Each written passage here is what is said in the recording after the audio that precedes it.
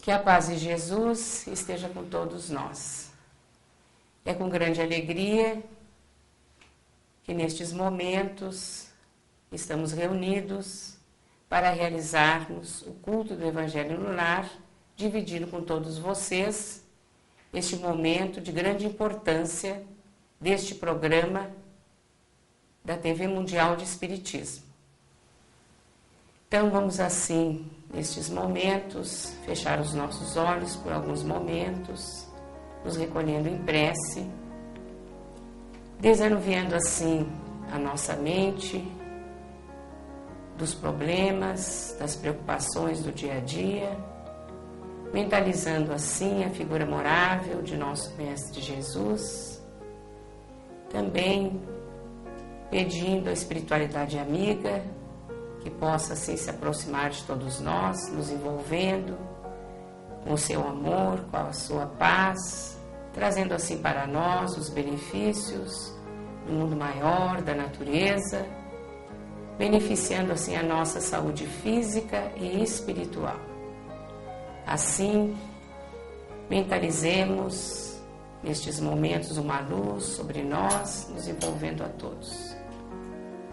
Pedimos também benefício de nossos familiares, amigos, pelos que sofrem, por todos aqueles que se encontram desamparados, desabrigados, envolvidos nas trevas. Que assim a espiritualidade amiga possa socorrer a todos, envolvendo-os na paz, nas esperanças. Pedimos também nestes momentos em benefício de todos aqueles que se encontram na erraticidade, não tendo como se envolver nas luzes, que possam assim ser socorridos nestes momentos também. E agradecemos pelas oportunidades que nos são oferecidas, do estudo, do trabalho e do esclarecimento. E que a paz de nosso Mestre Jesus possa nos envolver hoje e sempre. Graças a Deus.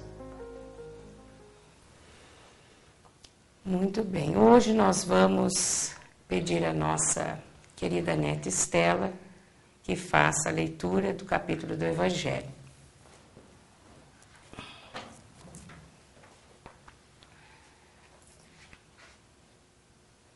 Capítulo 3 do Evangelho segundo o Espiritismo. Há muitas moradas na casa de meu Pai. Instruções dos Espíritos. Mundos inferiores e mundos superiores.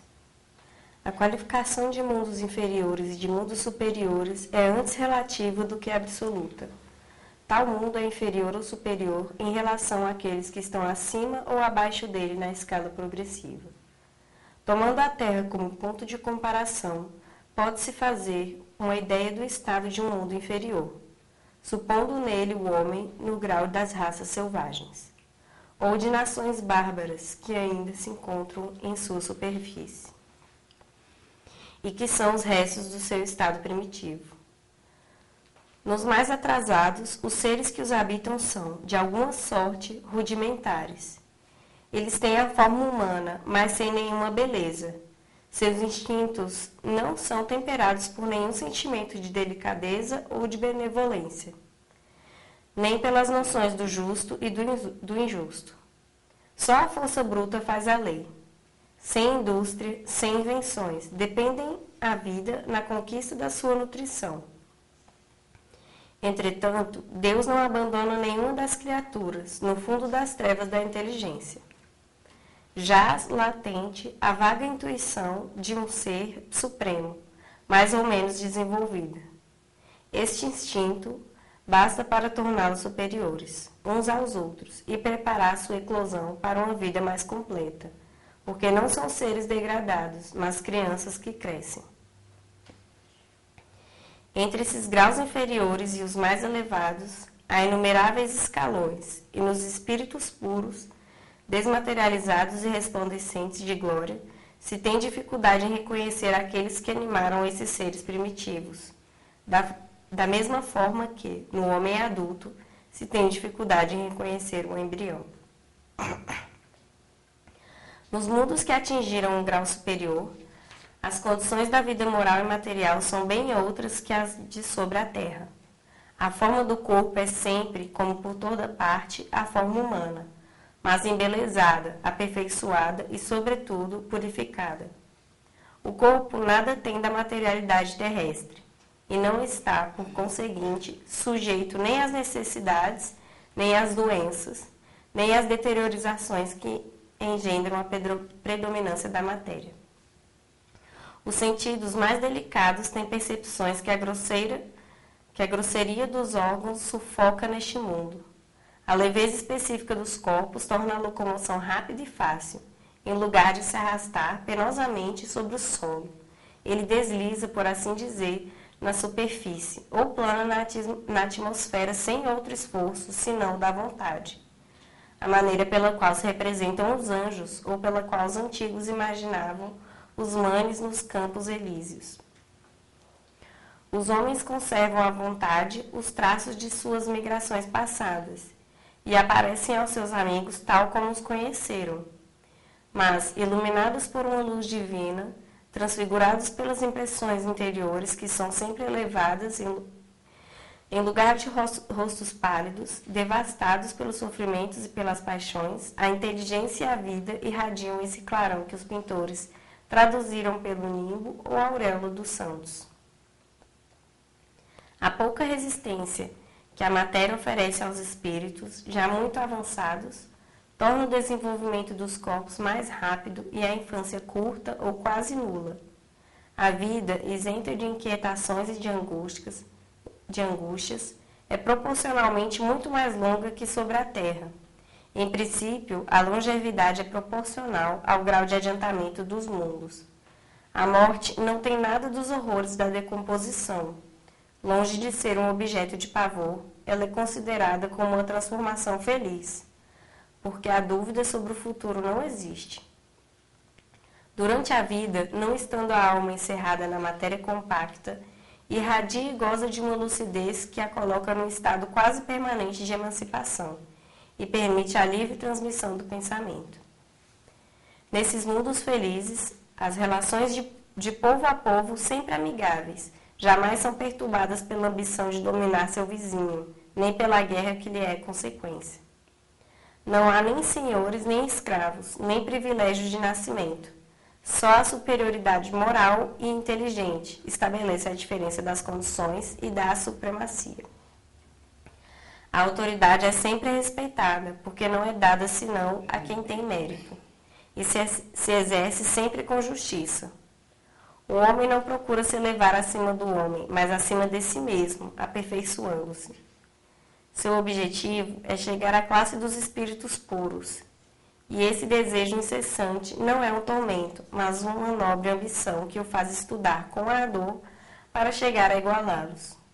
Todos os sentimentos ternos e elevados da natureza humana se encontram aumentados e purificados. Os ódios, os ciúmes mesquinhos, as baixas cobiças da inveja são ali desconhecidas.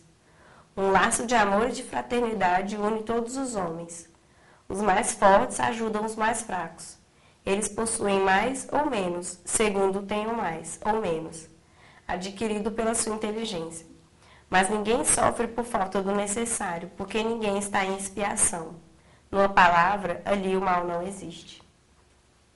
Em vosso mundo, tendes necessidade do mal para sentir o bem, da noite para admirar a luz, da doença para apreciar a saúde. Nos mundos superiores, esses contrastes não são necessários. A eterna luz, a eterna beleza, a eterna serenidade da alma proporcionam eterna alegria que não são perturbadas, nem pelas angústias da vida material, nem pelo contato dos maus que ele não tem acesso. Eis o que o espírito humano tem mais dificuldade em compreender. Ele foi engenhoso para pintar os tormentos do inferno e não pôde jamais representar os gozos do céu. E por que isso? Porque, sendo inferior, não suportou senão penas e misérias, e não entreviu as claridades celestes. Não pode falar daquilo que não conhece, mas à medida que se eleva e se depura, o horizonte se ilumina, e ele compreende o bem que tem diante de si, como compreendeu o mal que ficou atrás de si. Entretanto, esses mundos afortunados não são mundos privilegiados, porque Deus não é parcial para com nenhum de seus filhos. Ele dá a todos os mesmos direitos e as mesmas facilidades para atingi-los. Faz com que todos partam do mesmo ponto e não dota a ninguém mais do que aos outros. As primeiras posições são acessíveis a todos. Cabe-lhes conquistá-las pelo trabalho, alcançá-las o mais cedo possível, ou arrastar-se durante os séculos e séculos nas classes baixas da humanidade. Resumo do ensinamento de todos os espíritos superiores. Bem, o que podemos compreender deste capítulo, desses itens deste capítulo? Há muitas moradas na casa de meu pai. Tivemos uma breve leitura sobre os mundos inferiores e os mundos superiores, dando assim as características pertinentes do homem em cada um desses mundos. Nós sabemos, pelos estudos, que essas categorias de divisão de mundos, ela não é absoluta, ela é relativa, porque entre a categoria de um mundo para outro, há várias subdivisões em que se encontram a raça humana, isto é, os homens. Mas nós podemos compreender com clareza qual o nosso objetivo nesta encarnação. O nosso objetivo é que queremos, de alguma forma, alcançar estes mundos superiores a nós. Então, são mundos que vão exigir de nós um esforço muito grande no sentido das aquisições no campo do bem, da verdade. Isto quer dizer que cada um deve esforçar-se para internalizar com firmeza em si mesmo as virtudes exemplificadas pelo nosso Mestre Jesus. Então, o esforço é próprio de cada um.